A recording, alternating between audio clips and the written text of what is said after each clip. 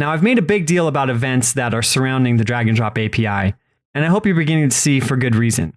You need to know which events apply to the source and which apply to the target, and in what order they fire, which ones need to be canceled, and all the details surrounding them. Again, at the end of the module, I'll help you implement a JavaScript module that will simplify much of this, but I want you to have a firm understanding of each one of these events before we get there.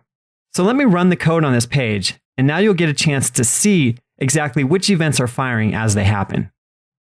So here, I drag on the image, and as I drag it around the screen, I'll bring it over to the drop zone and drop it.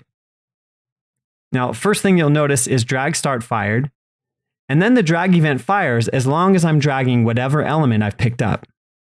Then, as I drag it over the boundaries of the drop target, the drag enter event fired, and then drag over and drag continue to fire. Drag over continues to fire over the drop target, and drag continues to fire from the drag source. So a lot of this just keeps happening over and over and over again. Then drag leave fires because I leave the boundaries of the origin container, which is set up as a drop zone. Drag leave fires again. And eventually drag enter fires as I enter in the second container.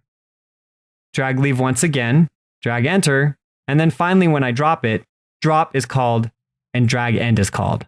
Well, the code for this sample is pretty much exactly the same as what you've seen in the last two.